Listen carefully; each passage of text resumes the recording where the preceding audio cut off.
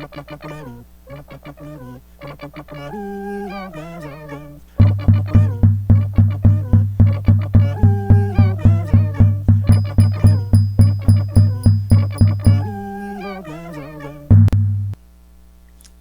up, Mary of Nazareth? This is Mr. Rice, your computer teacher, back again for another weekly update. Happy Easter, everyone! Hope you had a great spring break. Christ is risen. He is risen indeed. Alleluia. So, last time I did oceans as my special theme for the week because of your request. This week I decided to go with space. So I got a lot of great requests for space, including from Sean, Chanda, Kai, Patrick, and Patricio all asked for space. Now, it's fitting that we do space because guess what? This month, last week in fact, was the 50th anniversary of Apollo 13. Now, the Apollo missions were NASA's missions back in the 1960s and 70s. They sent three astronauts all the way up into space. And, starting at Apollo 11, they actually landed on the moon. So Neil Armstrong and Buzz Aldrin, and orbiting around the moon, he didn't get to land on it. Michael Collins were Apollo 11. They got to land on the moon. But Apollo 13, a year later, was the almost disaster mission. Something went wrong in space. There was an explosion. They lost a big chunk of their spacecraft and a lot of their air, so they were worried how they were going to breathe, but engineers figured it out. So if you want to learn more about Apollo, I found this really cool website. I'm going to share the link with you, where you can actually see everything that the engineers and scientists were saying as they were saying it. You can hear them talking to the astronauts. You can hear famous lines, such as, "Houston, we have a problem." They're really calm. I'm impressed. These guys, calm, cool, collected. Even when flying through space and the explosion happens on your spacecraft, I would probably be a little bit more scared at that moment. But even in disaster, those astronauts were brave, so we can be inspired by their bravery as we go through tough things. So, since today is also Earth Day, I figured I would show you from the International Space Station a view of our planet. So it's looking pretty beautiful. We have a beautiful planet, if I don't say so myself. So it's really cool that orbiting around the sky, and you can actually see it from time to time. If you look up there in the sky, you can see a little dot. It looks like a star, but it's moving.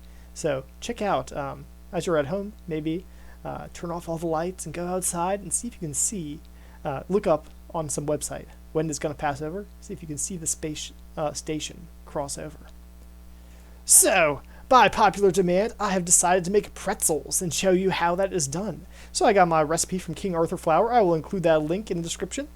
So maybe you can try to bake pretzels too. Yeast is hard to come by right now though. So I modified my recipe. Actually, I put less yeast than it says, but I let it go for longer.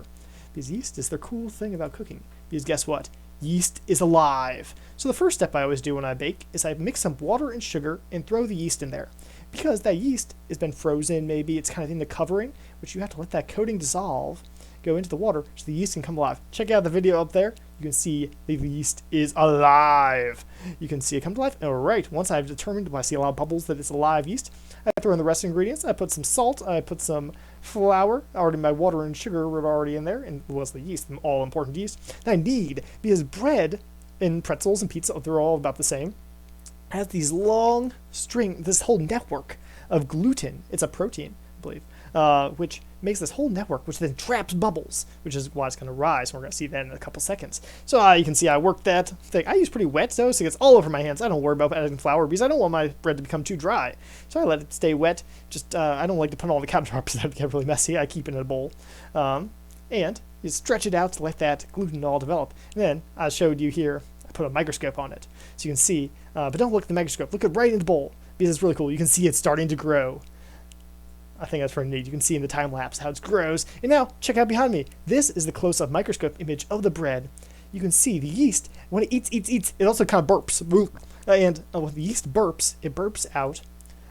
It's a live little creature. It's not done, it's microscopic, so I can't even see them with my microscope. You can see when the yeast burps out air, or actually, I think alcohol. So that's what gives bread its nice smell, is all these little bubbles when they burp out this bubbles, makes the bread rise, get bigger, and gives it that really wonderful bread smell. And I like to extend the time of my baking, letting it rise just to make it taste even better. So with pretzels, a unique thing about pretzels is that what gives them that nice, shiny covering is baking soda and water. You dip every pretzel into baking soda mixed with water, first. And you heat up the water so you can pack even more baking soda in there. It's called a supersaturated solution.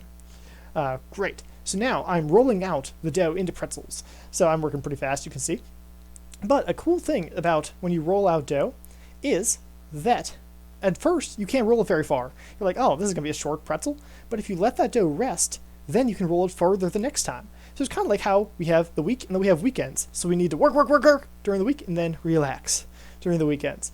So the dough is very similar. You need to give it time to relax so that then you can make it stretch longer. Just like during the school week, we're stretched, we learn. And then the weekend, we relax. Or during the summer especially, we relax. Sometimes we might shrink back a little bit. We might forget some things. But then once we get back into school, we can go even further. So the dough is the same way. You don't want to push it too hard when you're trying to roll it out because you don't want to tear it. So I kind of loop them, twist them around, attach the edges at the top, and I will have some nice looking pretzels. And whenever you bake bread, after you shape them, you usually give it a little bit more time to rise. So you can see that. You can see it rising a little bit. I sped that up way too fast though. And you can see now I baked them and I'm putting butter all over them to make them really tasty. Butter and sugar usually make them taste good. They're not always the best things for you, but they make things taste good. So here's the most important part, of course. Once you get your beautiful pretzels, oh, look at that golden sheen created by the baking soda and the nice puffiness created by the yeast rising, you get to enjoy your pretzels. Make sure you don't skip this step.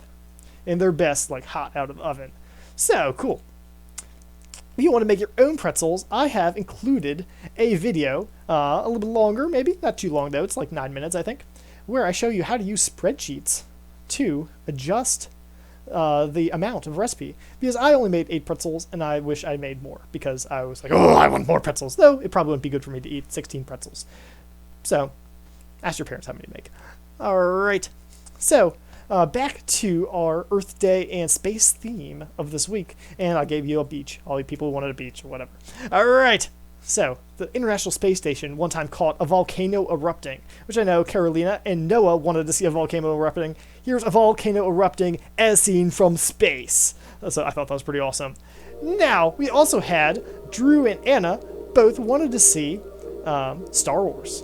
So, you asked for the most recent Star Wars movie?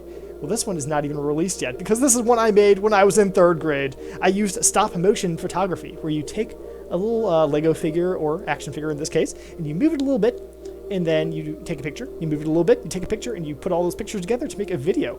So I bet some of you can make some pretty cool stop-motion photography as we're all stuck in home. So I would love to see what you can make. So here's, and I'll probably make a video about that too, but here's some other cool things we got upcoming right now. We have a interview with a snail expert, someone who studies snails, who's in graduate school. So I hope you're looking forward to that. We have got all kinds of random creatures. My room is kind of becoming like a biological laboratory. So, but I'm interested to see which creatures you're most interested in learning about. So these are some of the awesome things we got coming up on Computer Class Update. So, Mayor of Nazareth, I'm sorry for that mistake. I hope you enjoyed this computer class update, and I will see you next week.